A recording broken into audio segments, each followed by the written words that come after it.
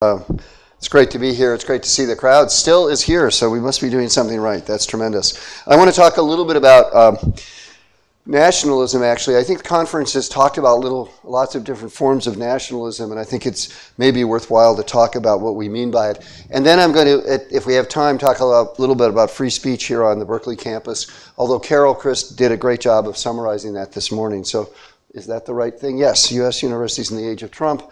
Okay, what's the tension between nationalism and universities? This is a recap of what I did yesterday in my introduction, but maybe it's worth just writing it down. So nationalism is typically based upon the myth of a nation. It provides meaning for people and encourages patriotism and loyalty. It includes some, but it excludes others. That's one of its defining characteristics, is that it both includes some groups and peoples and excludes others. And it often does that based upon ascriptive characteristics. Basically, these are things with which you're born with to some degree or another. And so they're not achievement, as we'll see in a moment, which is another thing entirely. And then nationalism sustains and supports the state's legitimacy and power. Contrast that with what universities and academia do. They typically take a skeptical stance and debunk myths. They're not myth makers so much as myth debunkers. They search for truth and innovation, not for meaning so much. They encourage dialogue, discourse, and doubt. They're inclusive, global, democratic, in the sense of including everyone, and include people based upon their achievement, not their ascriptive characteristics, but based upon their achievement. And that means merit and effort. And they sometimes undermine the state. So you can see that there's a tension between nationalism and universities. And that's what I said in my introductory remarks. But at the same time, they need one another. Universities need nation states and society. They need them to support them financially and materially. Certainly true for public universities, also true for private universities, because the private universities are supported by people typically within a particular nation state. Universities also need nations to provide them with legal protections and the cultural space to engage in their search for truth, dialogue, and innovation. And then universities need nation states to provide them with the context and arena for their actions and activity. They usually operate within a particular field of action, and that's usually, if not the entire nation state, at least part of a nation state. Nation states, on the other hand, need universities as well. At the very minimum, and to some extent, some emerging universities are trying to focus on this one thing to provide human capital, innovation, and the preservation of history and culture. And some more authoritarian nations would like higher education to focus on that one thing. But the other thing that actually they really do need as well is to provide them with a forum where you can have knowledge, truth, and criticism. And so I think the simplest way to say it is they don't become benighted and confused and not understand at all the way the world works. But again, some countries are not really enthusiastic about this role. And then the third one, maybe, I don't know where that fits, if that's just still another thing, but it's also one that is often honored in the breach, which is to provide a ladder of opportunity for those with the will and ability to rise in a society, and basically to provide, in the most sort of cynical perspective, a safety valve. I think in the most focused on justice, to provide a way in which you can achieve societal justice and provide people with a way to better themselves if they're willing to put the will and effort into it. Okay, so nationalism and universities are irrevocably in tension, but they also irrevocably need one another. So this conference has talked a lot about the problems of nationalism, and I think that's because we've focused a lot on what is called the new nationalism, although I think what we found out during the conference is the new nationalism is a lot of different things, and part of what I think we need to do is sort out what those lot of different things are. But here's some things that I think are relatively common. The new nationalism seems illiberal at its core. Universities are liberal at their core.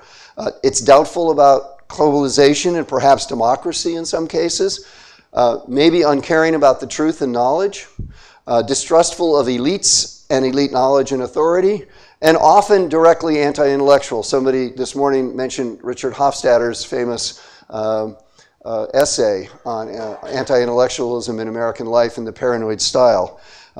And that's because often the new nationalism seems universities at footloose from society and too cosmopolitan. By the way, famously, the last movement on the part of Stalin was against cosmopolitanism, which, by the way, was a catchword for Jews to some extent. So there's a long history here.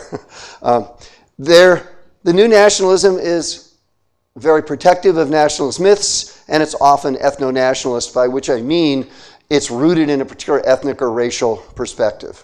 Not necessarily, but often that. And you saw some of that in the discussion of Hungary, for example, yesterday. Okay, what are the methods of the new nationalism? And here what I try to do is just summarize some of the things we've learned from the various presentations. Threatening university finances, threatening core principles of the university through provocations, that's the Berkeley case, controlling and limiting student admissions in various ways, controlling faculty hiring and promotion. I mean, in the most devastating case, what's happened in Turkey, where academics have just been locked up, almost 6,000 of them. Controlling faculty behavior and curriculum, and threatening the existence of the university as in the Central European University in Budapest.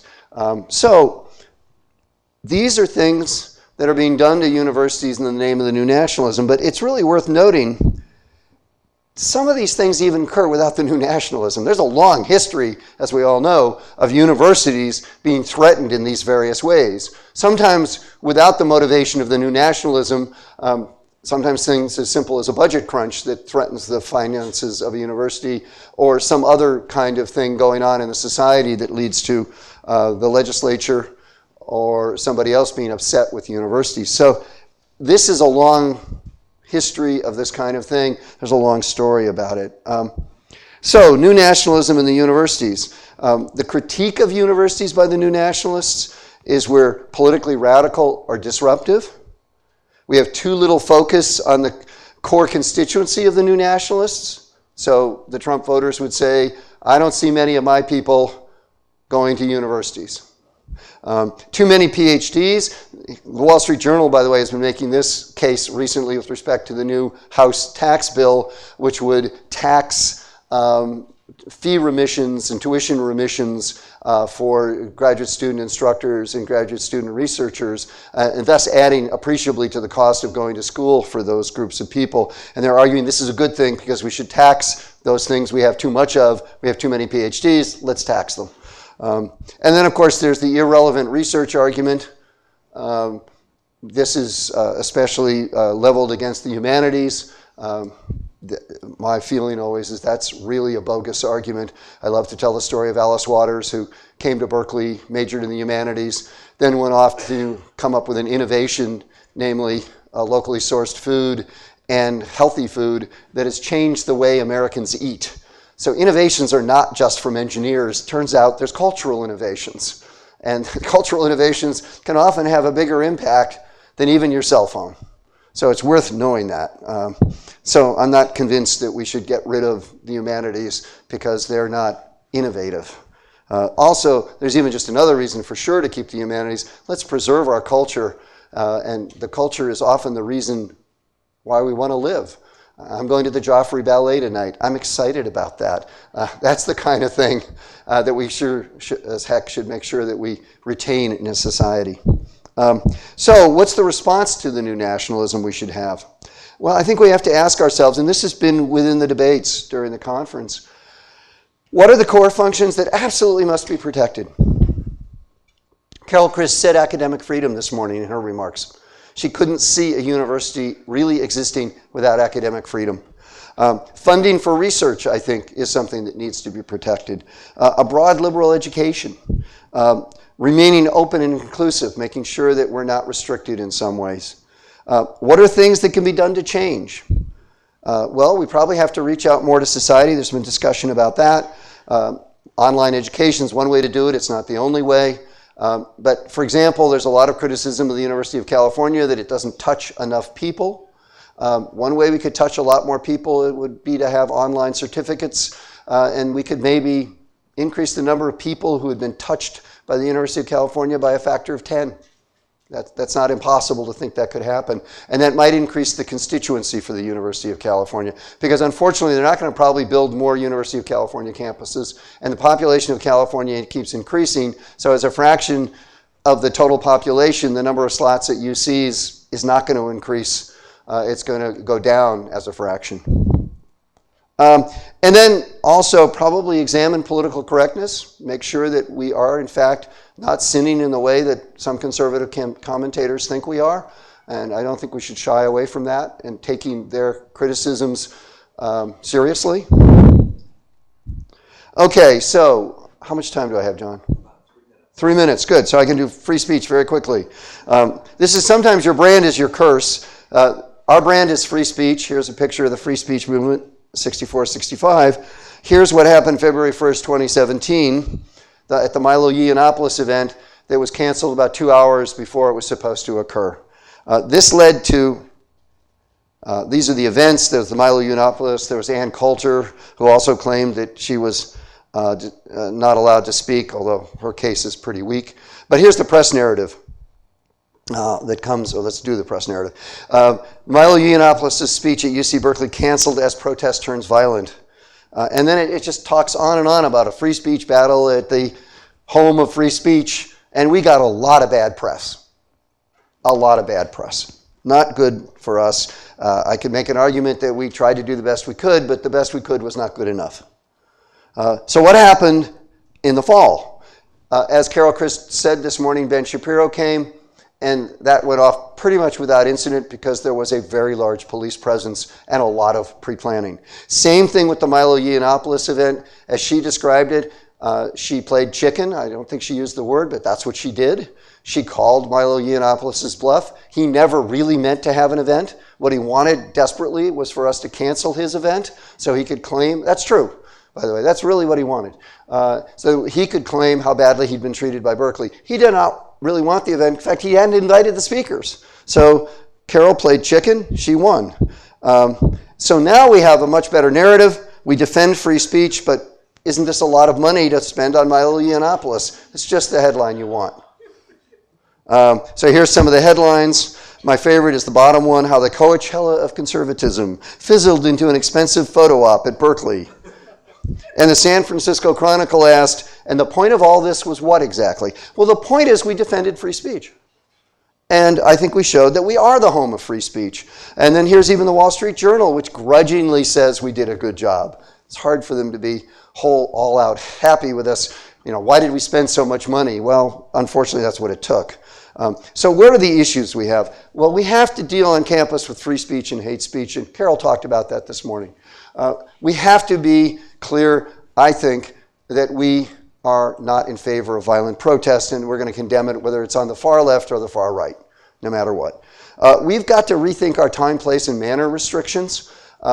It turns out that it's really easy to start a student group on the Berkeley campus, and it may be too easy. So we have to get the right balance between time, place, and manner restrictions, which we need so we can run the university to actually educate our students, on the one hand, and on the other hand, to make sure we don't cause people to not be able to engage in free speech. And that balance is delicate and it's fraught with legal complexities. But that's what we've got to figure out. Who should be allowed to invite speakers, what kind of what should be the limitation, if any, on them, and how much money can we afford to spend?